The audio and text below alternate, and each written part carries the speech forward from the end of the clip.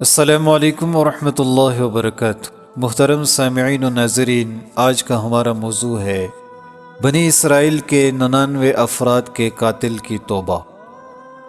بخاری و مسلم میں بنی اسرائیل کے ایک قاتل کا واقعہ نقل کیا گیا ہے۔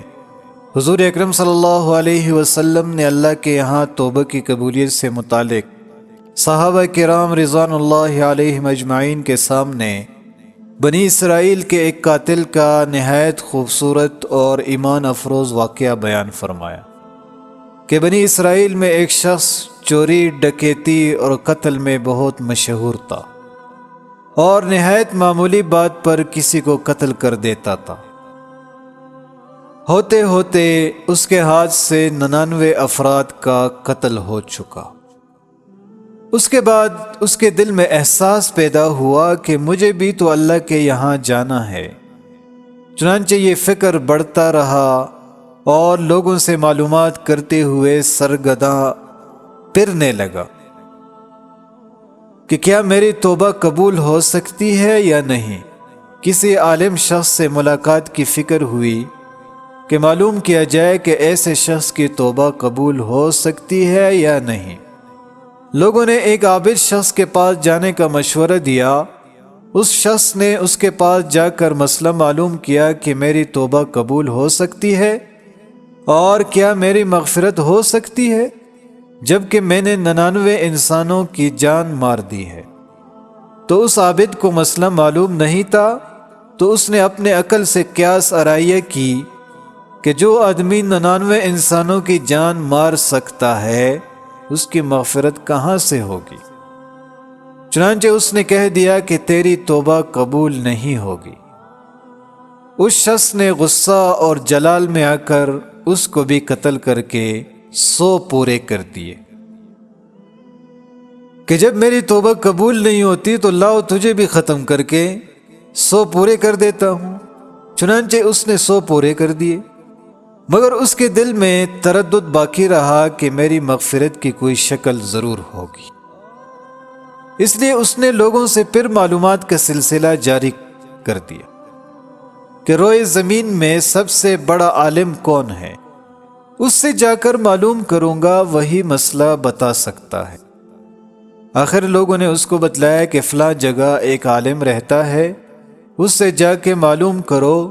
چنانچہ اس نے اس عالم صاحب کے پاس جا کر اپنی زندگی کی کارگزاری سنائی اور 100 آدمیوں کو کس طرح سے قتل کیا ہے سارا کارنامہ، سارا ماجرا سنا کر معلوم کیا کہ اب بتلائے کہ میری توبہ قبول ہو سکتی ہے یا نہیں۔ کیا اللہ کے یہاں مجھ جیسے گناہگار کے لیے بھی مغفرت کا کوئی خانہ ہے یا نہیں ہے؟ تو اس عالم صاحب کو چونکہ علم تھا، اس نے بتلایا کہ تیرے گناہ معاف کرنے میں اللہ کے یہاں کیا رکاوٹ ہے۔ اللہ کی رحمت کا سمندر تجھ جیسے گناہگاروں کے گناہوں سے بہت بڑا اور بہت وسیع ہے۔ چنانچہ اس عالم صاحب نے مشورہ دیا کہ تم فلاں جگہ سفر کر جاؤ، وہاں کچھ اللہ کے بندے رہتے ہیں، ان کا مشغلہ صرف اللہ کی عبادت ہے، ان کے ساتھ مل کر اللہ کی عبادت کرو اور نادم ہو کر اپنے گناہوں کی معافی مانگو، انشاءاللہ تمہاری مغفرت ہو جائے گی۔ جب اس شخص نے آدھا راستہ طے کر لیا تو ملک الموت آ گیا اور اس کی موت ہو گئی۔ اب اس کی روح لے جانے کا مسئلہ کھڑا ہوا۔ آسمانوں سے رحمت کے فرشتے بھی آئے اور عذاب کے فرشتے بھی۔ رحمت کے فرشتے کہنے لگے اس کی روح لے جانے کا حق ہم کو ہے، اس لیے یہ سچے دل سے تائب ہو کر عبادت کے لیے جا رہا ہے۔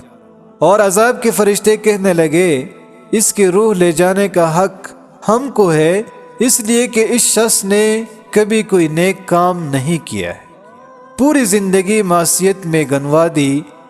اسی دوران آسمانوں سے آدمی کی شکل میں ایک فرشتہ آیا۔ بعض روایت سے معلوم ہوتا ہے کہ یہ آنے والا فرشتہ حضرت جبرائیل امین علیہ السلام تھے۔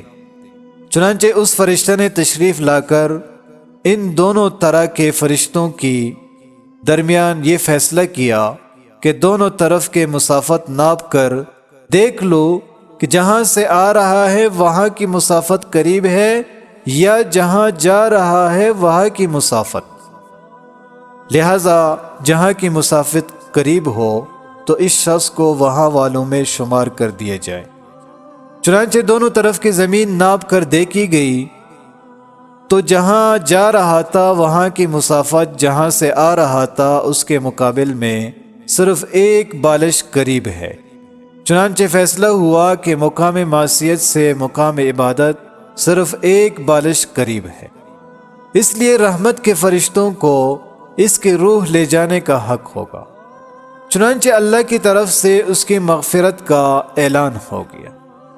ایک روایت میں آتا ہے کہ قتادہ رضی اللہ تعالیٰ عنہ فرماتے ہیں، حسن نے فرمایا کہ ہم سے یہ ذکر کیا گیا کہ اس شخص کے پاس جب ملک الموت آیا تو وہ شخص سینے کے بل اس سرزمین کی طرف گھسیٹتا گیا۔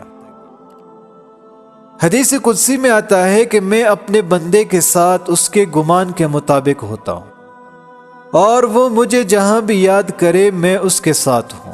بخدا اللہ تعالیٰ اپنے بندے کی توبہ سے اس سے زیادہ خوش ہوتا ہے جتنی خوشی تم میں سے کسی ایسی شخص کو ہوتی ہے جس کا جانور بیابان میں گم ہو کر پھر اس سے مل جائے۔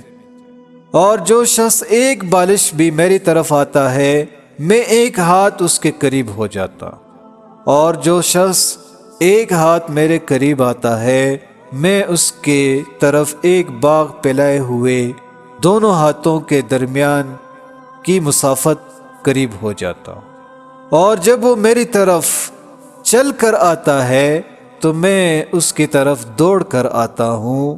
معلوم ہوا کہ انسان جب بھی سچے دل کے ساتھ توبہ کرے گا تو اللہ تعالیٰ ضرور قبول فرمائیں گے۔ انشاءاللہ یہ واقعہ خصوصاً ان حضرات کے لیے جو حوصلہ افزائی اور معاونت کا سبب ہے کہ جو بڑے بڑے گناہ کر کے اب مایوسی کی زندگی گزار رہے ہیں، کیونکہ شیطان انہیں مایوس کرتا ہے۔ بہرحال گناہگاروں کو شیطان کی باتوں میں آ کر مایوس نہیں ہونا چاہیے، بلکہ اللہ کی رحمت سے اچھی امید رکھ کر سچی توبہ کے ذریعے اپنے آپ کو پاک و صاف کر لینا چاہیے۔ اللہ تعالی ہم سب کو عمل کرنے کی توفیق عطا فرمائے۔ وآخر دعوانا ان الحمد للہ رب العالمین۔